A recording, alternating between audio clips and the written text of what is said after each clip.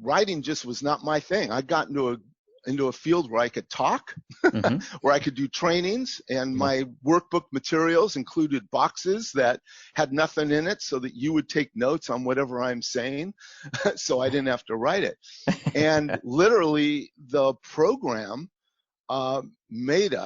forced us, if you would, to choose a project that was so outside of our comfort zone, but we thought would make a difference in our life. So I chose writing a book as the one that would bring up my biggest wall of fear. And the reason they did that was brilliant, because they said, look, if you can't address your own wall of fear, how are you going to help others when they come to you to get assistance on their walls of fear? So to me, it was a real brilliant piece, although at the time I kind of hated it.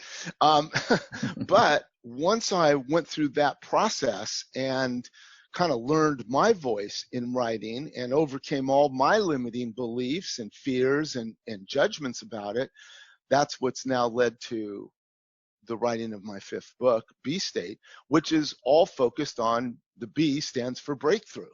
It's a breakthrough state. And how do we become bold enough, brave enough to get breakthrough results in our businesses, but also in our life?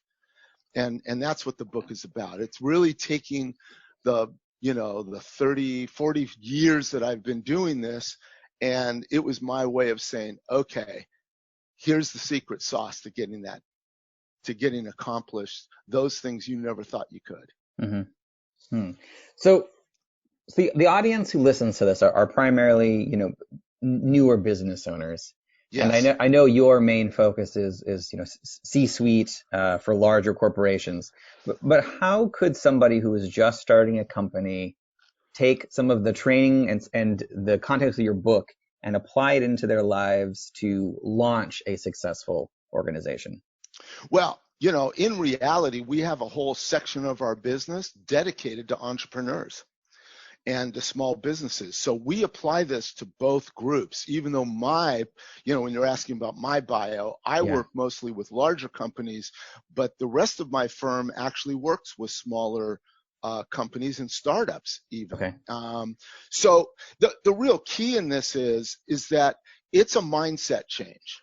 The whole book is about a mindset change and learning how to first create, in our viewpoint, it's how do we get out of our current mindset to actually create a different future.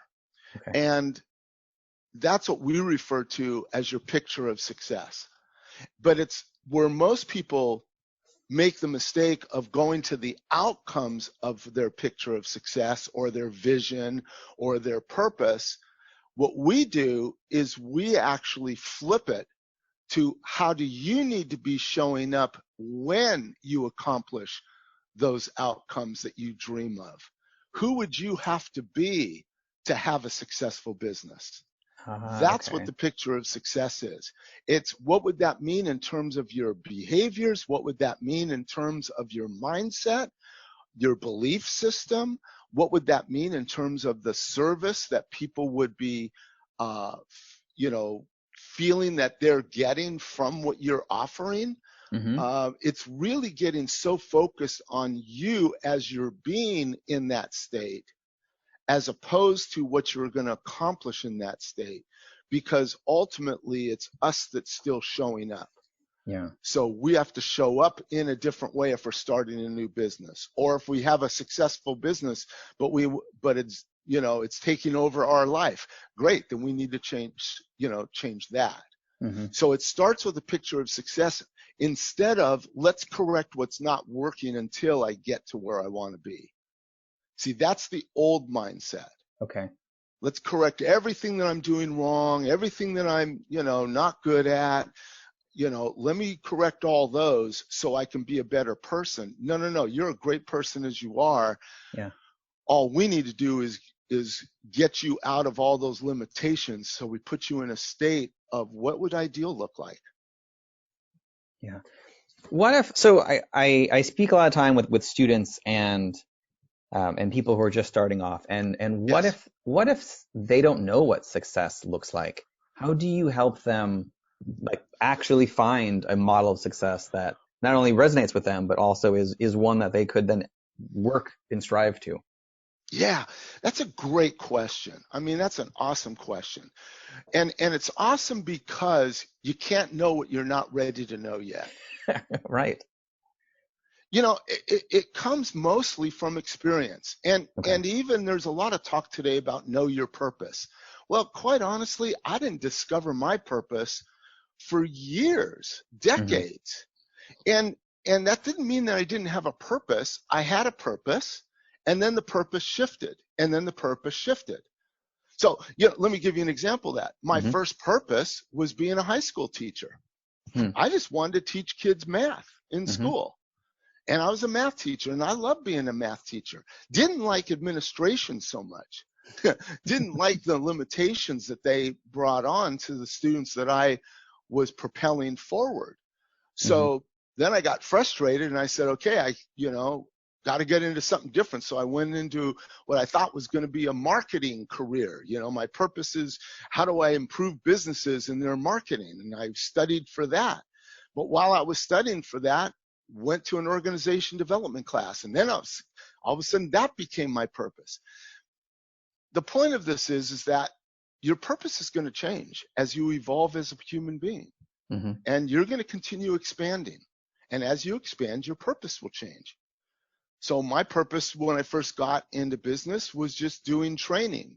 Then it became more team building. Then it became more change management. Then it became more, transformational work. Like it's shifted, over the years.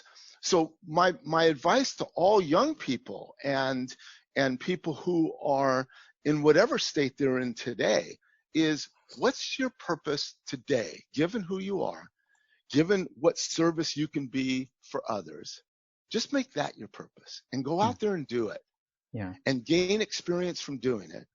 And know that you can always shift your purpose and make it different. And don't expect it to all be perfect. Don't expect it to satisfy every one of your needs.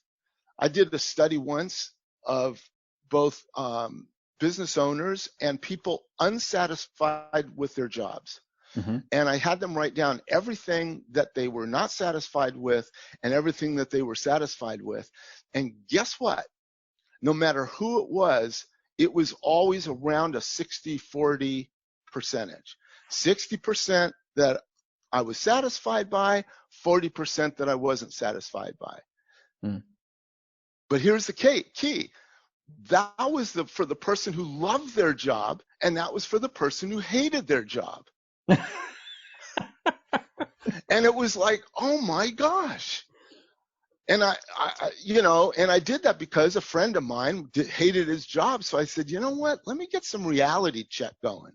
So I interviewed a whole bunch of people, business owners, people that were high level, people that were low level. And I asked them, just those questions. Make me 2 columns, the things you love, the things you hate about your job, and tracked how they felt about their job. And it was amazing. You either loved it or you hated it, but the amount that in reality, the amount of tasks that you like doing and the amount of tasks you don't like doing, pretty much the same within about 5%. Sure. Wow, I think it's so fascinating that the people who love and hate their jobs have about the same results. That's not intuitive. It's not something I would think. Like I thought it would be the opposite. Like if you love your job, then you would have very little to complain about, not the way around. That's exactly what I thought. That's why I did the study. And I was just shocked. It's not like I'm brilliant to create what I've done. I keep observing and I keep experiencing, and I let life teach me rather than me deciding how life should work and then getting frustrated when it doesn't show up that way. Right. So on that model, you're someone who has done a lot of research, a lot of study, a lot of also positions. Can you talk about those times in your career and life where you were fearful to take another step or to try a new area, and how you moved past that fear? Like, namely, the whole time, every single year in my business? Oh, Yes, absolutely. exactly. Yeah. The fear never goes away from me. Mm-hmm. You know, I even have fear or anxiety with every new group that I step in front of, even though I've done it for literally hundreds, if not thousands of groups. That initial anxiety is still there. Mm-hmm. And it's sometimes you just got to do it anyway. Like, there's a coach that I work with. I work with lots of coaches that are great. And he said, do it afraid. Just do it afraid. Like, it's okay to be afraid. It's okay to not be comfortable. It's okay to have anxiety. Just do it anyway. At the university, they taught us whatever you fear, you'll create. And if you're up against your wall of fear, do the thing you're afraid of while you're afraid of doing it. And it was like, wow, okay. So that doesn't mean it doesn't cause pause, or that, you know, I have some nights where I don't sleep as well, and all of that stuff. That's just part of being human. But it's like, is it aligned with your purpose? And are you doing what your next step is? Not trying to leap too fast, not trying to be the overnight success. Are you willing to put in the persistence of the day-to-day to get to excellence? Because it doesn't matter whether, again, you're an athlete. No one's an overnight success. Musicians are not overnight successes. They have to practice. They have to work hard. They have to perform when they're not feeling well. All of those things occur. And there's days when it feels like such a rut and routine, and there's other days when it feels great, and it doesn't matter. You do it anyway.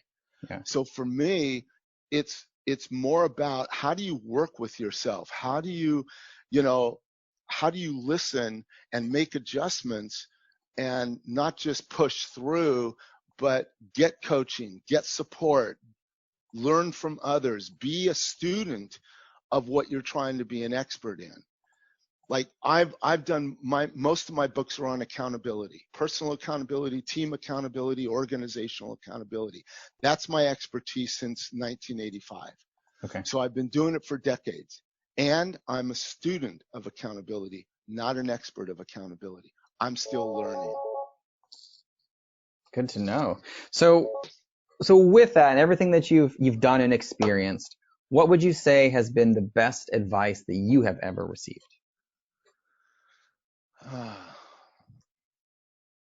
Well, the ultimate best advice I've ever received is love yourself through it all.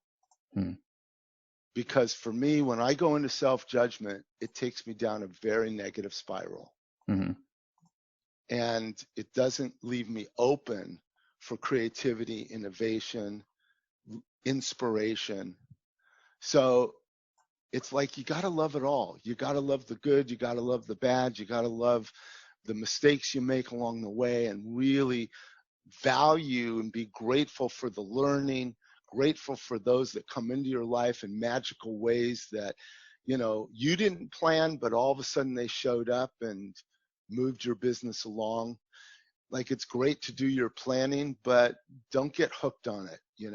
It's keep listening, keep observing, keep learning, keep being the student.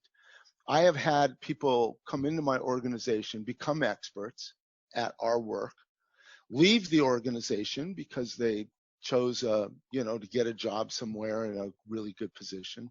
Then after 5 years, come back, and they couldn't do our work anymore because they thought they were experts, and they left as the expert on the team, but they came back thinking that they were still the experts when we've evolved. We keep expanding. And so it's be open to your own expansion too. It's like, this is all evolutionary. You're never going to get there. So wherever the there is that you think is going to make you happy, that bar changes as you get there. Then there's a new there to get to, and a new there to get to. And that's part of how we evolve as human beings and expand and grow personally, professionally, and spiritually. So